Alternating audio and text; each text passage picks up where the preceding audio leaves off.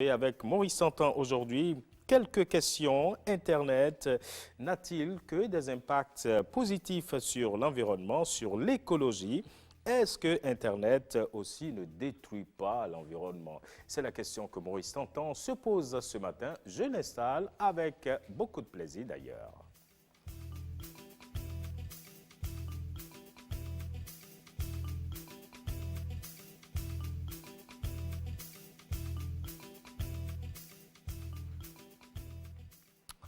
Cher Maurice Segla, Tantan, ça va?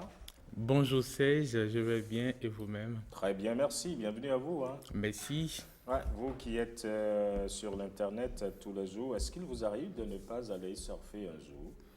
Oui, il Ouais, m'arrive de me déconnecter, à de moins de faire tomber ce qu'on malade. appelle des culs Voilà, voilà, Voilà, c'est ça.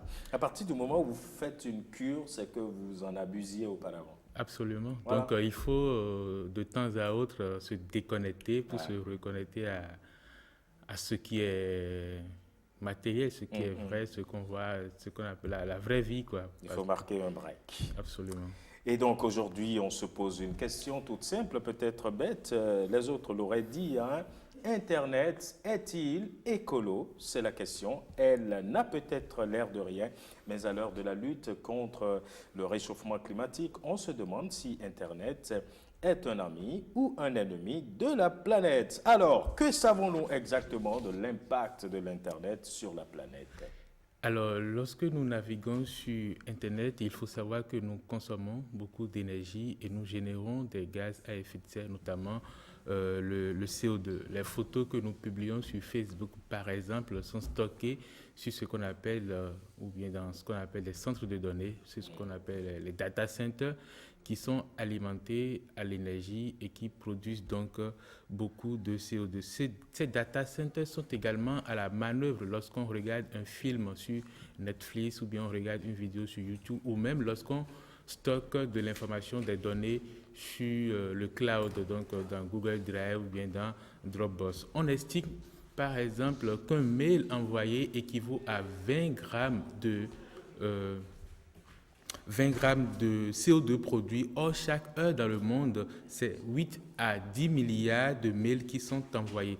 Sans parler des autres usages d'Internet, ça fait déjà beaucoup à l'échelle d'une année. D'après le rapport Click Clean de l'ONG internationale Greenpeace, plus de 10% de l'énergie électrique produite dans le monde sert à faire tourner l'industrie du net. Autrement dit, si Internet était un pays, il serait le troisième plus gros consommateur d'énergie électrique dans le monde, Wow. derrière la Chine et les États-Unis. Alors, cette consommation gourmande d'énergie est donc à l'origine d'émissions de grandes quantités de CO2.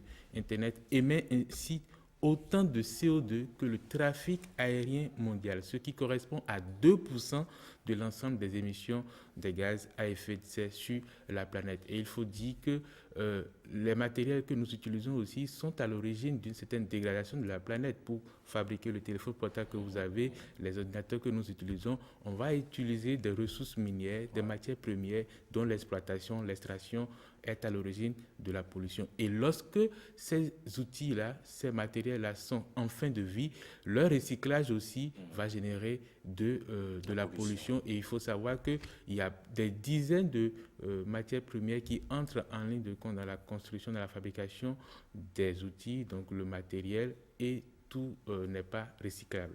Oui, mais que font les géants de l'Internet, hein, pour réduire leur empreinte écologique? Les géants de l'Internet sont parfaitement conscients de leur responsabilité dans la lutte contre la pollution numérique que ça se dit. Et donc, depuis quelques années, ils se sont engagés dans des démarches, des initiatives de réduction de leur empreinte écologique. Pour faire un petit point de ce qui se fait, on va voir les quatre grands, ceux qu'on range dans les GAFA, c'est-à-dire Google, Apple, Facebook et Amazon. D'abord Google, qui fait office de bon élève, qui a d'ailleurs été salué par le rapport Clean de Greenpeace International.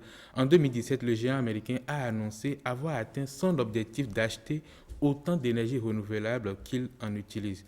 Il en est de même pour Apple. Apple s'est engagé dans l'énergie verte à tous les stades de sa production.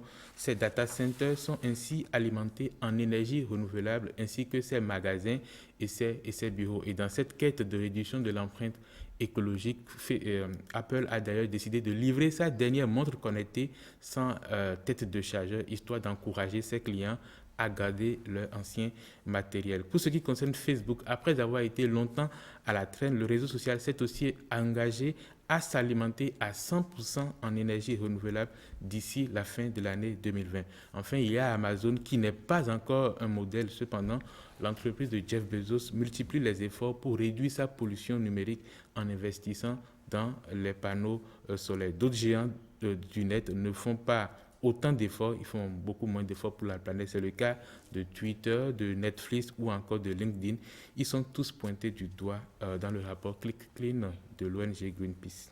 Oui, mais une petite question, qu'est-ce qu'on peut faire à titre individuel? Ou bien plutôt, si vous préférez, est-ce qu'à titre individuel, on peut faire quelque chose? Bien sûr, à titre individuel, il y a des choses qu'on peut faire. Ça peut paraître anodin. Je vais citer 5 choses qu'on peut faire pour réduire nous-mêmes à notre propre niveau, donc individuel, notre empreinte écologique sur donc, la planète. La première des choses, c'est d'abord de taper directement l'adresse d'un site web dans la barre de recherche au lieu de faire une recherche Google. Ça va vous paraître anodin, comme je le disais, mais lorsqu'on fait une recherche dans Google, c'est les serveurs Google, le moteur de recherche va chercher donc, les informations dans les serveurs et donc on va utiliser les serveurs, alors que si on tape directement l'adresse, on va moins faire appel à ces serveurs-là. Donc, s'il y a des sites qu'on a l'habitude d'utiliser, au lieu d'aller tout le temps faire la recherche, il vaut mieux enregistrer leur adresse dans les favoris. Comme ça, on va aller dessus directement. Deuxième chose, il faut préférer le stockage de nos données sur nos ordinateurs au lieu de les préférer sur le cloud. Je dis ça, mais ça me fait sourire parce que je dirais plutôt d'éviter d'avoir peut-être beaucoup d'emplacements de stockage en ligne parce que voilà, on peut avoir un seul et y mettre les informations les plus précieuses et les autres les stocker sur notre ordinateur parce que les données qu'on met en ligne sont donc stockées sur des serveurs, des data centers qui sont alimentés à de l'énergie fossile et donc c'est de la pollution. Limiter le nombre de destinataires d'un mail et compresser les fichiers joints. Comme je l'ai dit tantôt, un mail envoyé équivaut à 20 grammes de CO2 produit. Donc, moins on envoie de mails ou on envoie de mails à moins de personnes, moins on pollue. Quatrième chose, au lieu de regarder des vidéos et des films ou même écouter de la musique en streaming, il vaut mieux télécharger ces contenus-là et pouvoir les écouter hors ligne parce que lorsqu'on va faire du streaming, donc on va regarder de la vidéo en direct, les serveurs sont autant sollicités et donc c'est de la pollution en plus. Et pour terminer, supprimer ces anciens mails et publier moins de photos par exemple sur les réseaux sociaux parce que les photos que nous publions vont être stockées sur les data centers, donc dans les data centers, donc en ligne dans le cloud et c'est de la pollution. Et si vous avez des anciens mails qui sont dans votre boîte de réception que vous n'allez plus utiliser, il vaut mieux les supprimer parce que leur conservation aussi va générer de la pollution. Ah, ça c'est, il faut l'entendre et surtout suivre ces conseils, hein, supprimer vos anciens mails et publier moins de photos. Il y en a qui publient des photos chaque jour. Oui, des dizaines même. Ouais. C'est un... Ça sert à quoi en fait? Ben, Montrer là où on est. On voit souvent certains, comment ils appellent l'expression là? C'est la vie ou c'est comment? Chacun se... J'ai oublié l'expression. C'est mieux que vous ayez oublié. J'ai oublié l'expression. Bon, d'accord. Allez, non, mon cher. C'est Internet. Hein. Ouais, c'est ça aussi. Il faut en profiter. Il faut en profiter, mais il ne faut pas exagérer non plus. Hein. C'est dans l'exagération que l'on se perd soi-même et qu'on amène les autres aussi à la perdition. Allez, mon cher Segla, merci beaucoup. Merci Serge. On se retrouve demain. Tout à l'heure même. Bien sûr, allez.